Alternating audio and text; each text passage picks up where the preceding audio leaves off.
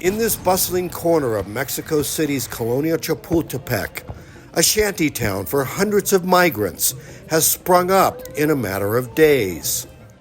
Most from Venezuela, some from Colombia, others from Honduras. They rebuilt after getting evicted from a nearby church plaza. They were once bound for the United States. Many had interview appointments scheduled with U.S. border agents to legally enter the country. But those appointments were canceled, leaving them stranded, surviving here with resilience amid uncertainty.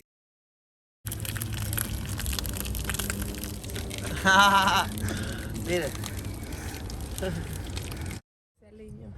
Yo le eché todo completo, así.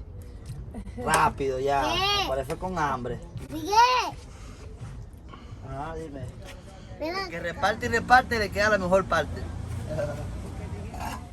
Miguel Angel Salazar was a college student studying computing when he participated in protests against the Venezuelan regime of Nicolas Maduro. After authorities came looking for him, he and wife Juliet Mayo fled the country. Their daughter, Angelina, was born in Ecuador.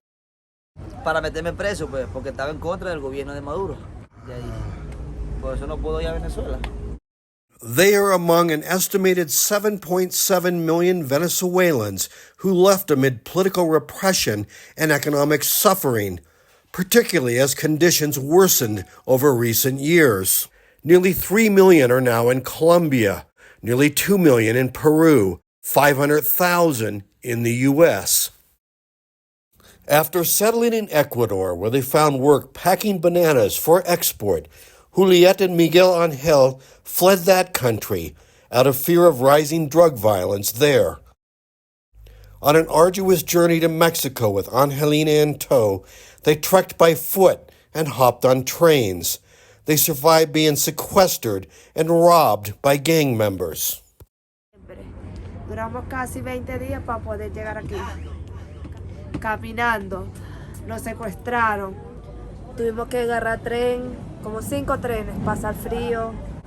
Fue duro para poder llegar aquí a Ciudad de México. Duro.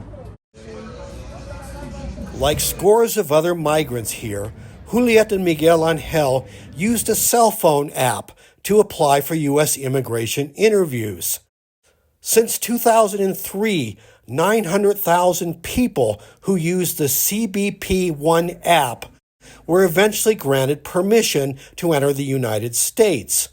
Then on January 20th, Inauguration Day for Donald Trump, all future interviews were canceled, a crushing blow in this encampment. Pues me parece que es algo injusto porque uno lo que pide solo es entrar, que le abran las puertas para ir a entrar, ir a trabajar. Wilmer Cantiano and Vanessa Cruz met during a migrant caravan. They're now married. He had left Venezuela as construction jobs disappeared. She departed Honduras after losing work when a textile factory closed. These days, with their American dreams largely vanished, Castellano and other Venezuelans here are horrified by something else. Para mí que eso es algo que lo está haciendo correctamente mal. Hundreds of Venezuelans have been deported from the U.S. to a prison in El Salvador, branded as terrorist members of the Tren de Aragua gang. The Salvadoran president celebrates their incarceration.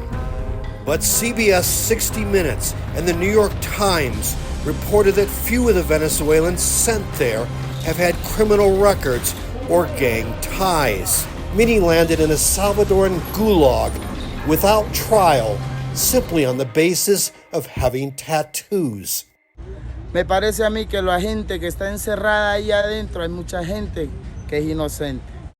Amid heartbreak over canceled U.S. immigration appointments and horror over the fate of deportees imprisoned in El Salvador, people in this encampment face difficult decisions. Some are digging in, opening restaurants, selling street food, cigarettes, or cell phone components. Others complain about earning well less than Mexican counterparts on construction jobs. Some feel marginalized, unwanted.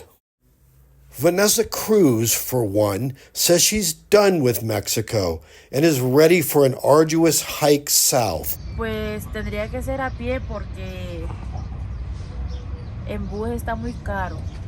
Her husband refuses to return to Venezuela, so they're bound for Honduras in hopes of opening a fruit stand and street food kiosk there.